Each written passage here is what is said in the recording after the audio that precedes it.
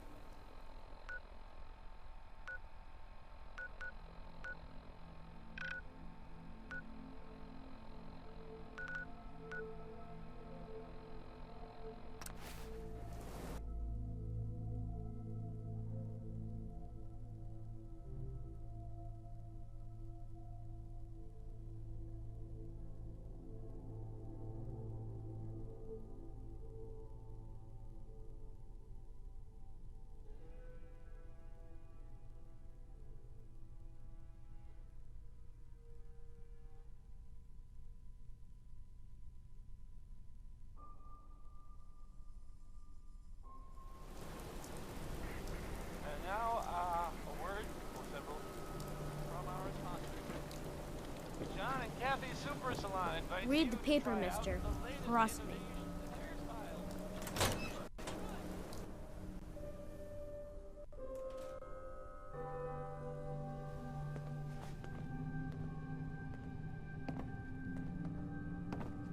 Well, well.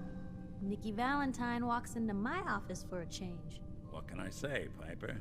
You, me, and hard luck all seem to run together like acid rain down an old sewer. You, including your client here in that analogy?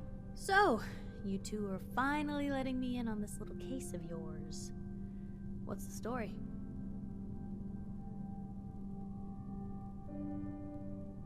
Kellogg kidnapped my son, handed him over to the Institute. I'm going to find them and make them regret what they've done to me. The Institute. Oh boy. I've been investigating these creeps for over a year now. The Commonwealth's boogeyman. Feared and hated by everyone. True enough.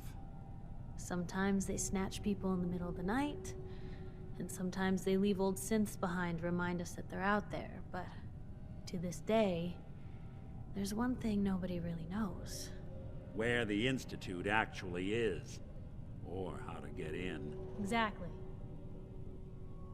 But there's one person who has to know, right? The guy who just handed them Sean. Kellogg? Huh.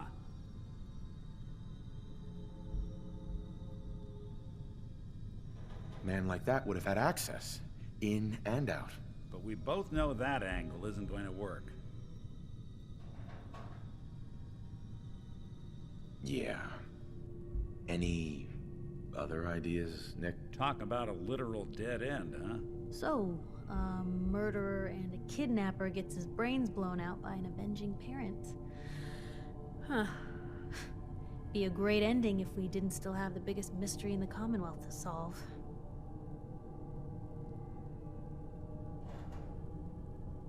So, what now? Gets his brains blown out. Huh. His brains. You know, we may not need the man at all. You're talking crazy here, Nick. Got a fault in the old subroutines? Look, there's a place in Good Neighbor called the Memory Den. Relive the past moments in your mind as clear as the day they happened. If anyone could get a dead brain to sing, it'll be Dr. Amari, the mind behind the memories. Who's this Dr. Amari? I'll let her give you her life story in person. Let's stay focused. I guess we're gonna need a piece of Kellogg's brain. Enough gray matter to bring to Amari and find out if this is going to work. Jesus, Nick. Gross. Seriously? I know it's grisly, but what choice do we have? We got no leads, nothing. That old Merc's brain just might have all the secrets we need to know.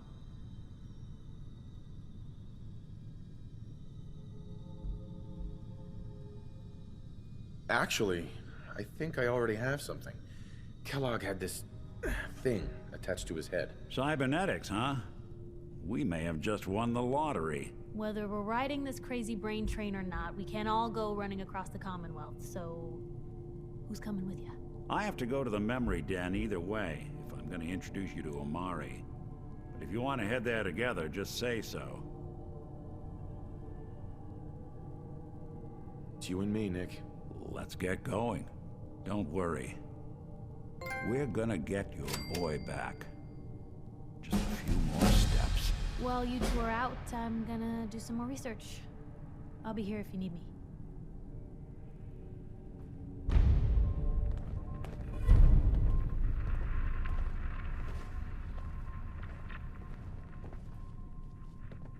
Never thought a reporter could consider themselves a success until someone threatened their life.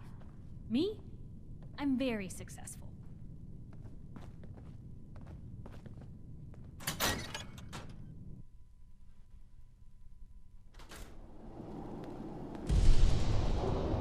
Even good people do crazy things when they're scared. That'll be Diamond City's motto.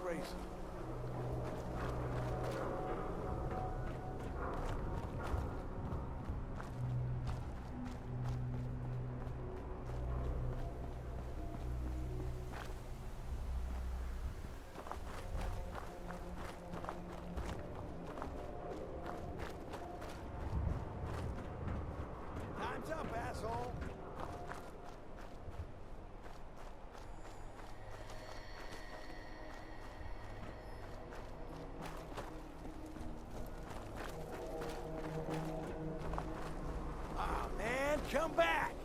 I was having fun.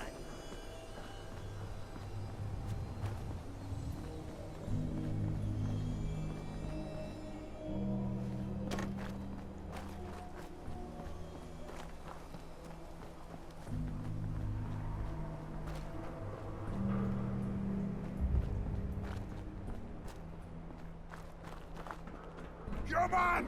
Let's play! Bothering anybody now?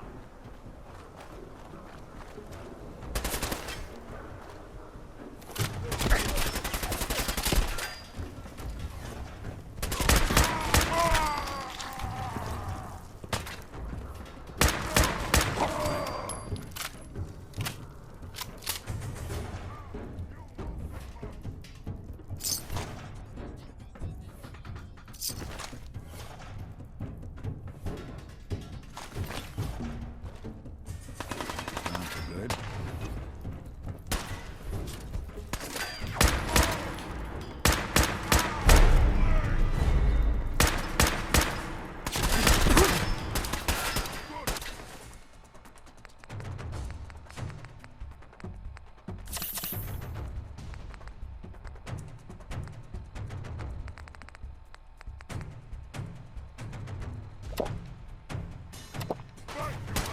You die well! Really want this to be the last mug you see?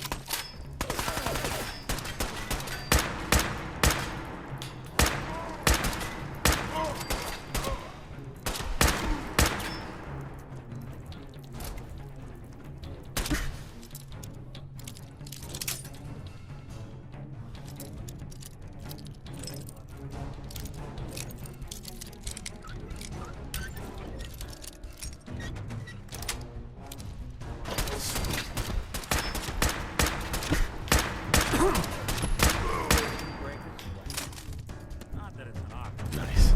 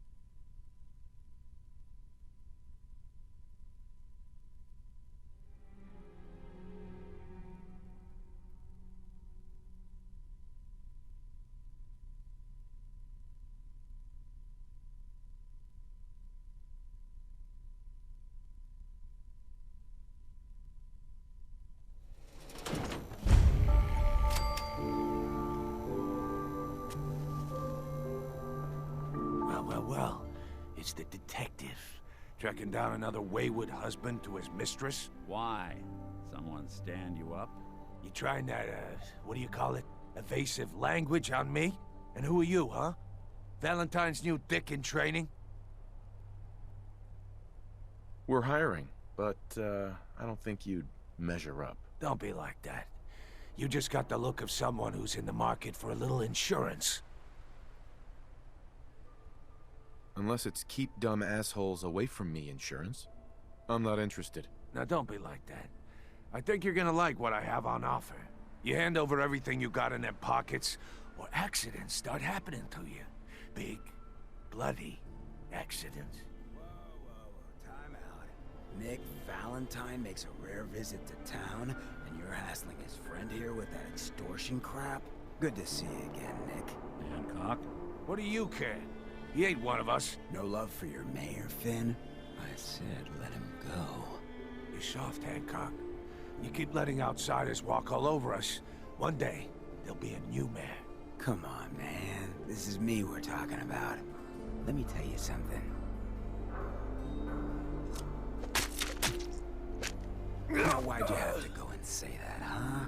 Breaking my heart over here. You all right, brother? I'm fine. Thanks for taking care of him. Good. Now don't let this incident taint your view of our little community. Good neighbors of the people, for the people. You feel me? Everyone's welcome. Yeah, I feel you. Good. You stay cool, and you'll be part of the neighborhood. So long as you remember who's in charge.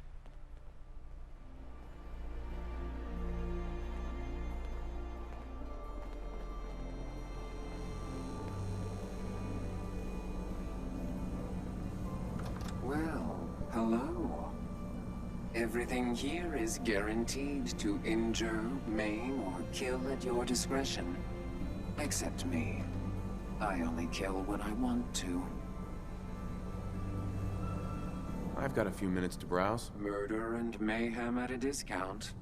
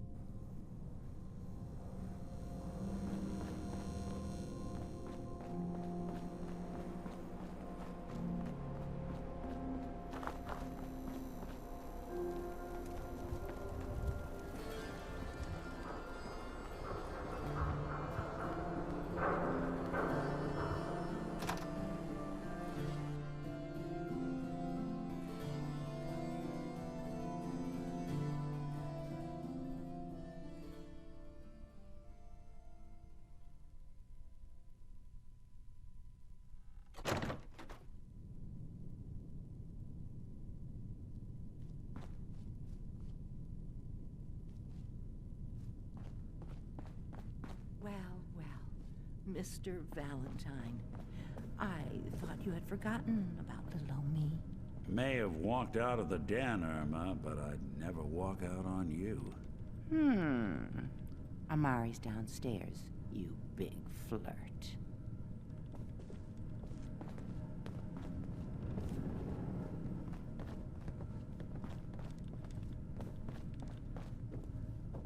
Here for Amari? She's downstairs.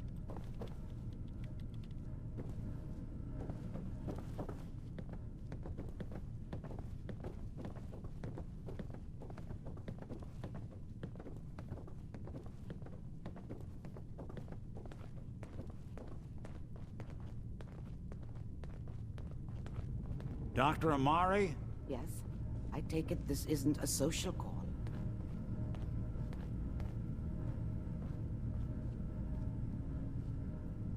This one's all yours, Nick. We need a memory dig, Amari, but it's not gonna be easy. The perp, Kellogg, is already cold on the floor. Are you two mad? Putting aside the fact that you're asking me to defile a corpse, you don't realize that the memory simulators require intact, living brains to function. Please. Nick told me you're the only one who can make this work. This dead brain had inside knowledge of the Institute, Amari. The biggest scientific secret of the Commonwealth. You need this, and so do we. Fine. I'll take a look. But no guarantees. Do you have it with you? Here's what I could find. What's this? This isn't a brain. This is... Wait. That's the hippocampus. And this thing attached to it? A neural interface? Those circuits look awfully familiar. I'm not surprised. From what I've seen, all Institute technology has a similar architecture.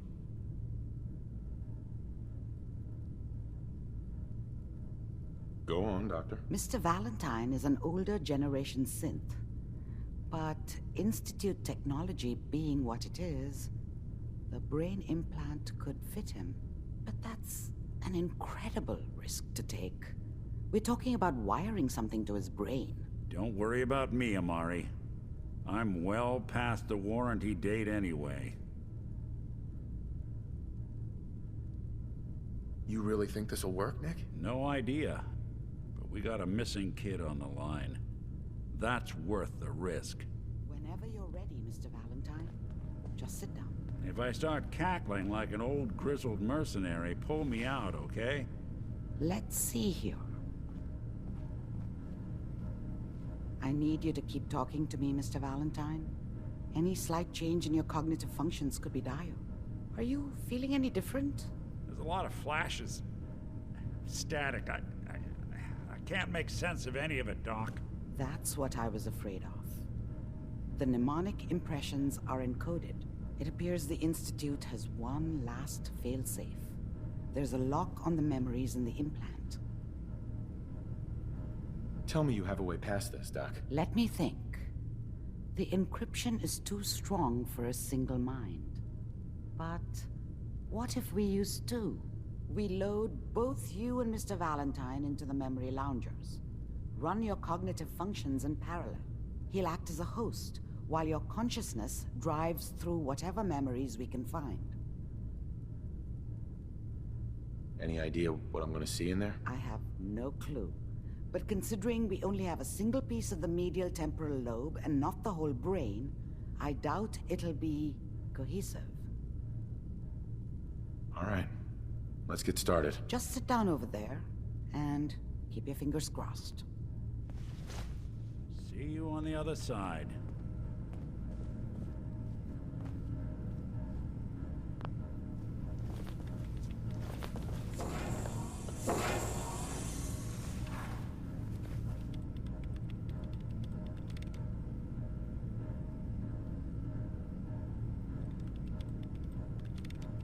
Initiating brainwave migration between the transplant and the host. Mnemonic activity coming from the transplant. It's degenerated, but it's there. We're going to load you into the strongest memories we can find. They might not be stable. Just hold on.